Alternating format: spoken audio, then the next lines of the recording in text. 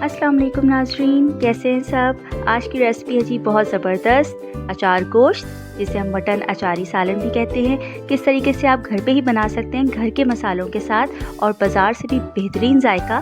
तो चलिए वीडियो को एंड तक देखिएगा। शुरू करते हैं। बिस्मिल्लाहिर्रहमानिर्रहीम। जी तो आ जाते हैं मसालों की तरफ। जो मसाले हमने भूनने हैं और भून के हमने इनको पीसना है, उनमें है 1 टेबलस्पून सूखा धनिया, 1 टेबलस्पून सौंफ, हाफ टेबल स्पून ज़ीरा, हाफ टी स्पून कुटी लाल मिर्च और 1/4 टीस्पून मेथी दाना।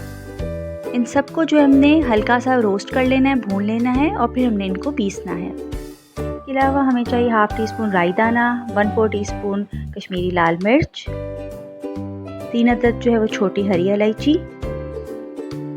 1 बड़ी काली इलायची, 3 से 4 जो है दालचीनी के टुकड़े और ये 12 से 15 कबाब चीनी या जिसे तेल पेपर भी कहते हैं, ये भी हम इसमें शामिल करेंगे। और जो हमने मसाले भून लिए हैं उनके साथ ही हम इनको भी डाल के जो है वो ददरा सा पीस लेंगे। कश्मीरी लाल मिर्च को भी मैं शामिल नहीं करूँगी, वो हमारे दूसरे मसालों में जाएंगे। तो हमने इनको बस अच्छे तरीके से जो है वो ग्राइंड कर लेना है। बिल्कुल प्लेन पाउडर नहीं बनाना, बल्कि ददरा सा पीस लेना है अपने ग्राइंडर में। इस तरीके का जो है हमारा पाउडर जो है वो रेडी हो जाना चाहिए। देखिए मैं आपको इसकी शक्ल दिखाऊं, ये मोटा मोटा सा कुटा हुआ है, बिल्कुल बारीक नहीं पीसना।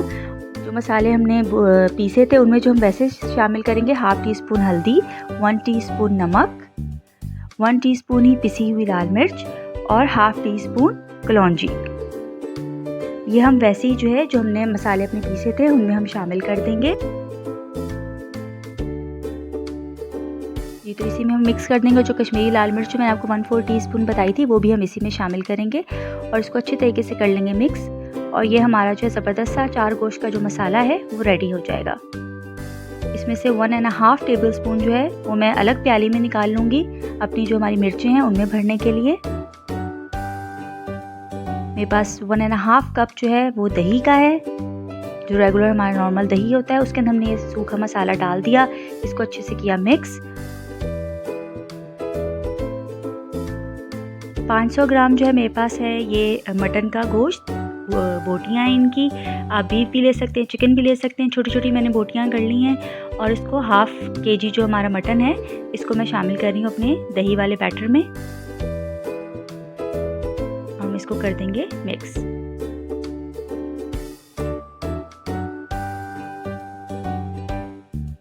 अच्छा जी, दूसरी तरफ मेरे पास मिर्चें हैं तकरीबन 6 से 7 अदद। आपने मोटी फीकी वाली मिर्चें लेनी है, पतली वाली मिर्चें नहीं लेनी, वो ज़रा तेज़ होती हैं। 2 अदद लीमू, तकरीबन ये 4 से 5 टेबलस्पून है बस लीमू का रस जो है वो बन जाएगा। 2 दरमियाने साइज़ के अच्छे लाल वाले आपने टमाटर ले लेने हैं।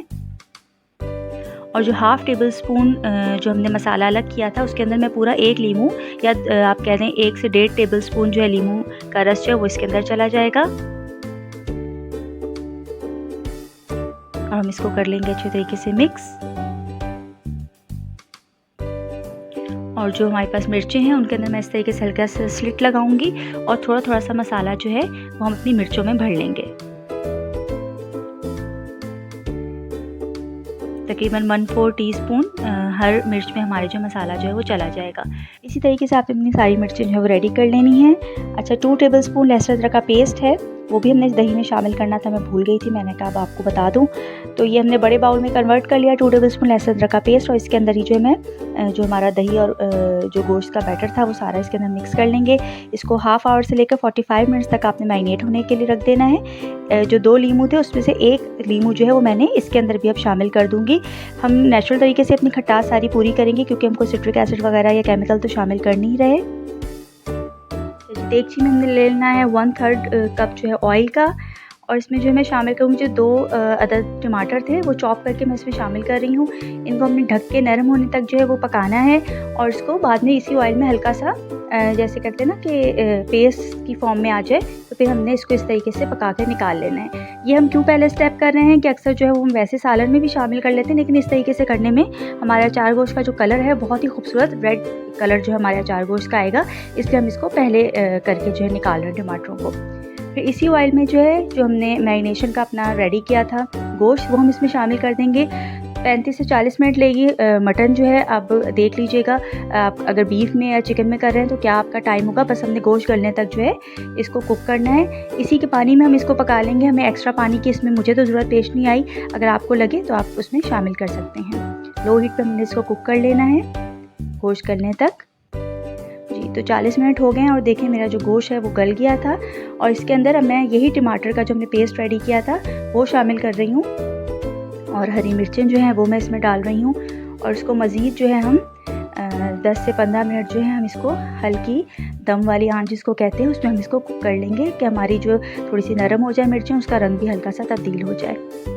पानी हमने कम्प्लीटली खुश्क नहीं किया था अपने अचार गोश्त का, थोड़ा थोड़ा सा उसके अंदर भी रहता था पानी, तो हमने अपनी पेस्ट और मिर्चें शामिल कर दी थी।